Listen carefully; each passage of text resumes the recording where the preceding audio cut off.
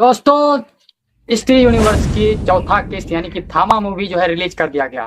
Trailer देखने के बाद हमको भी लगा था कि ये मूवी जो है बहुत ही अच्छा लगने वाली है। इसको जो है बहुत अच्छी तरह से रिव्यू करेंगे और इसका जो है लोगों को जो है मोटिवेशनल कहानी बताएंगे, किस तरह मजा आने वाली है और लोगों को बताएंगे कि आप भी मूवी देखिए, आपको भी अच्छा लगेगा। लेकिन ऐसा कुछ नहीं हुआ। जहाँ दोस्तों जैसे ही थिएटर गए, हम मूवी का एक शो का टिकट लिया और डायरेक्ट जाके 9 से 12 में बैठ गए। बैठने के बाद हमने जिस मूवी को देखना स्टार्ट कर दिया थामा को, तो पता चला कि ये मूवी जो है देखने के लायक ही नहीं।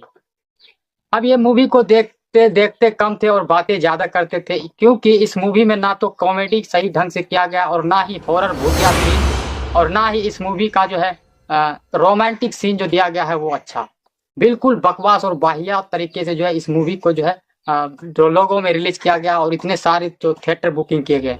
दोस्तों, कलेक्शन तो बहुत अच्छी की है वनडे में। इस मूवी ने तो 2025 में जितनी भी मूवी आई है सबका रिकॉर्ड तोड़ के रख दिया। लेकिन लोगों में जो एक जुनून था कि ये मूवी जो है स्त्री यूनिवर्स का जितना भी मूवी आया है, थामा, मुंजिया, भेड़िया, ये जो है एक अच्छा जो है कामयाबी बॉक्स ऑफिस पे हासिल करता। लेकिन बिल्कुल भी अच्छी मूवी नहीं है। कहने का नाम तो ये romantic comedy love story horror movie है, लेकिन ऐसा कुछ नहीं दिया गया। अगर कहीं कहानी थोड़ी सी अच्छी आए तो वहां पे जो है बेहुदा सा कॉमेडी आ जाता है। अगर कहीं पे कॉमेडी थोड़ी अच्छी आए तो वहां बेहुदा बेतुका सा जो है भूतिया हॉरर सीन दिया गया, ना जिसमें कि ना तो आपको डर लगेगा और ना डर की कोई फीलिंग होगी। तो ये किस तरह का मूवी है भाई? तो इस मूवी को ही हम शॉर्टकट में रिव्यू करने जा रहे हैं। वैसे मन तो था नहीं, लेकिन सोचे कि शॉर्टकट लोगों को अच्छा लगता है, क्यों ना हम एक रिव्यू दे दें। क्योंकि आप हमसे जुड़े हैं, वीडियो को देख के ही मूवी देखने के लिए जाएंगे जो बच गए होंगे, अन्यथा किसी और रिव्यू के द्वारा आप मूवी को देखने के लिए जाएंगे।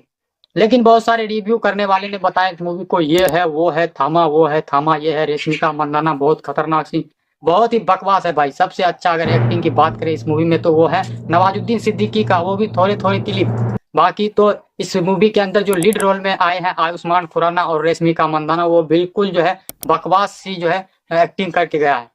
तो इस मूवी की जो है कहानी जो शॉर्टकट में हम आपको बता देते हैं कि इस मूवी में हैशटैग जंगल से मंगल करने के लिए जो है आयुष्मान खुराना चलते। एक सेल्फी के दौरान जो है उसको पीछे में जो एक भालू का सीन आ जाता है। भालू के सीन देखने के बाद आयुष्मान खुराना को लग जाता है झटका कि भाई अब हम क्या करें, ये तो पीछे भालू है। तो फिर भालू जो है उसका उसके पीछे दौड़ता है, भालू के आगे वो दौड़ता है, भालू उसको पकड़ के जो है घसीटते घसीटते मारते पीटते हैं। तो उसके बाद जो रेशमिका मंदाना आ जाता है, जिसका कि इस मूवी में नाम दिया गया है तारिका। और तारिका जो है बहुत ही अच्छी एक्टिंग के साथ उस टाइम जो प्रकट होते हैं। उसके बाद जो है इस मूवी का जो मेन सीन जो है वो दिया गया है कि अगर कोई बैताल किसी इंसान का खून पिएगा तो वो इस कारावास में कैद हो जाएगा सदियों के लिए। तो इस रूल के वजह से जो वहाँ के जो नेता होते हैं, जो थामा होते हैं, नवाजुद्दीन सिद्दीकी, वो जो इसी रूल को तोड़ने के जो तोड़े थे, तो इसी वजह से वो कारावास में बंद होते। तो उसके बाद उसे एक ऐसे ही व्यक्ति का इंतजार होता है जो कि किसी आम इंसान का खून पिए और इस रूल को तोड़े और आयुष्मान खुराना को आजादी मिले, फिर जो रूल तोड़ता है उसको कैद मिले। तो फिर इस मूवी में आगे बढ़ती है कहानी। तो इस तरह का ही बिल्कुल होता है कि एक इंसान को एक लड़की रखता है रश्मिका मंदाना, और वो जो है उस इंसान को बचाने के लिए वो बहुत हद तक आगे चला जाता है। उसके जरिए जो वो आम प्लेस में आ जाते हैं, बैताल से सीधे जो है आम लोगों की दुनिया में आ जाते हैं। और उस आम लोगों की दुनिया में जो है वो कई स्वादिष्ट चखने की उसका मन करता है, लोगों के खून पीने की, लेकिन वो जो है इस रूल की वजह से रुके हुए होते हैं। लेकिन जब आयुष्मान खुराना का एक्सीडेंट हो जाता है, वो मरने वाले होते हैं, तो आयुष्मान खुराना के गले का जो है दांत काट के गले पे और उसका खून पी जाता है। फिर पता चलता है कि भाई ये जो है आयुष्मान खुराना जो इंसान थे वो मर चुके हैं, लेकिन मरने के बाद ये बैताल के रूप में जिंदा हो गए। इसकी बिहेवियर बिल्कुल अलग था और दांत बड़े बड़े हो जाते हैं, आंख जो है वो पीला सा हो जाता है, बिल्कुल अलग।